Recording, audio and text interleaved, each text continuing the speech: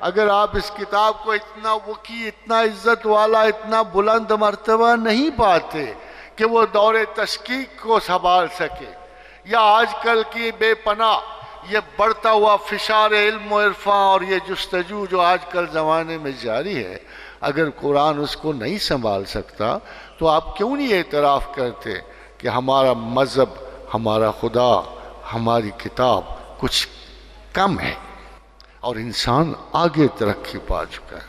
بدقسمتی سے پروردگار عالم نے فرمایا الا یعلم ما خلق، تمہیں کیا پتہ ہے؟ تمہارا خیال یہ ہے کہ میں نہیں جانتا کہ تم کیا کرو گے، کس زمانے میں کرو گے، کس انتہا کو پہنچو گے، کس ابتدا سے شروع، کیا میں نہیں جانتا؟ اللہ اپنے مخلوق کے ہر انداز فکر سے آگاہ ہے، ہر وہ قدم جو اس نے اٹھایا ہوا، خواہ ترقی کو ہے یا تنزل کو ہے، اس سے وہ باخبر ہے۔ اور قرآن حکیم میں اس سے کہیں آگے کی بات ہے۔ خاتون حضرات، مصیبت ہے کہ قرآن صرف محدود ہوتا، اگر ایک عرصہ محدود کے لیے ہوتا، اس کی زبانی، اس کی انداز اگر محدود ہوتے تو آج ہمیں برات حاصل ہو چکی ہوتی۔ آج ہم جرأت سے کہہ سکتے اے اللہ تیری آیت اس زمانے کے لیے تھی، ہمارے لیے نہیں تھی۔ اے اللہ تیری یہ فائنڈنگ اس وقت کی تھی، آج کی نہیں ہے۔ آج ہم جیمز جین کی فائنڈنگ پسند کرتے ہیں، آج ہم نیوٹن کے فلسفہ حقیقت کو پسند کرتے ہیں، ہم اسے کہہ سکتے، مگر ایسے نہیں ہوا۔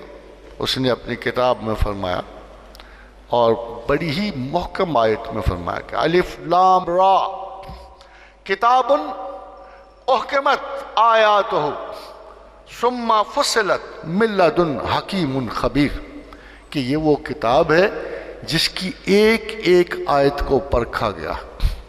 خاتون حضرات، اس زمانے کے لیے نہیں، اس لینگویج پہ لیے نہیں، قیامت تک کے لیے اس کی ایک ایک آیت پرکھ کے ڈالی گئی، تاکہ کوئی زمانہ ہو، کوئی عصر ہو، کوئی زبان ہو، کوئی فتنہ روزگار ہو، عقل کے ہر معیار پر یہ کتاب نہ صرف پوری اترے بلکہ اس سے آگے بڑھ جائے، کیونکہ بہرحال کتاب خالق کی ہے اور تعلیم مخلوق حاصل کر رہی۔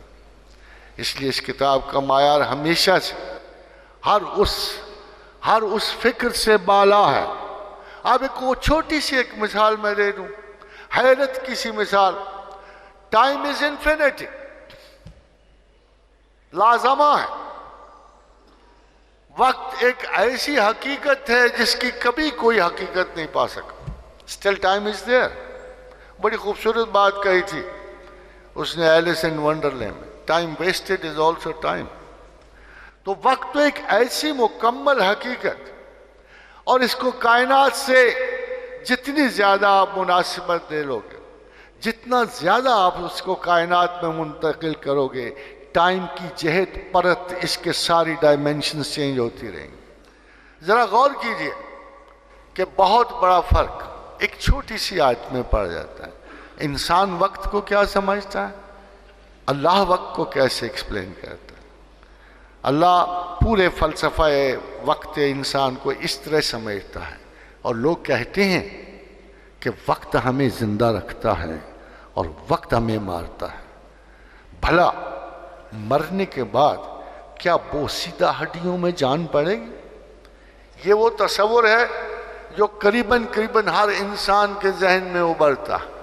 اور دوسرا اس سے بھی نرالا ہے کہ وقت لا زمان ہے، لا مکان ہے، وقت لا انتہا ہے، یہ انفینٹی ہے۔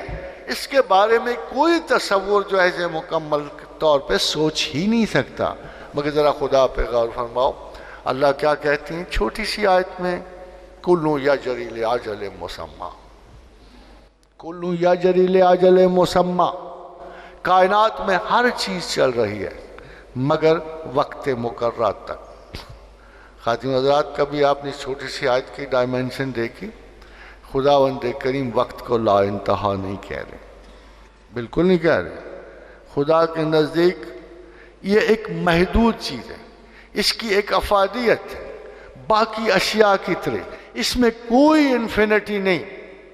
سب سے بڑا تصور جو دور حاضر کے بڑے سے بڑے فکری محاذ پہ جب آپ سوچنے جاتے ہو تو مسلمانوں کا رب، کتاب اللہ کا خالق اللہ جو بزرگ و برتر یہ ارشاد فرماتے ہیں کہ زمانہ لا مکان نہیں ہے، زمانہ ایک حد رکھتا ہے، اور یہ کائنات رواں دواں ضرور ہے مگر یہ لا انتہائیت تک نہیں ہے، بلکہ ایک مخصوص وقت تک چلے گی، اس کی ہم نے لمٹ قرار دے دی، پھر نہ زمانہ رہے گا نہ کائنات رہے گی، اس کا انجام بھی اللہ نے لکھ دیا۔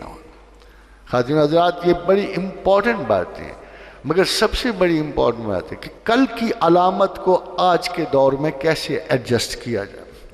جو قرآن ہم پڑھ رہے ہیں، جن لفظوں میں ٹرانسلیشن ہے، پچھلے 800 برسوں سے تفسیر کا انداز نہیں بدلا ہے، تفسیر کا انداز نہیں بدلا ہے، علماء کے انداز نہیں بدلے ہیں، اسکولوں کے انداز نہیں بدلے ہیں، غور و فکر کے انداز نہیں بدلے، اور سب سے بڑی مصیبت اس وقت یہ درپیش آتی ہے کہ جب ہم قرآن کو پچھلی وضاحتوں سے یا پچھلے معانی سے پڑھتے ہیں تو لگتا یہ ہے کہ دور حاضر اس سے بہت دور ہو گیا، ہٹ گیا۔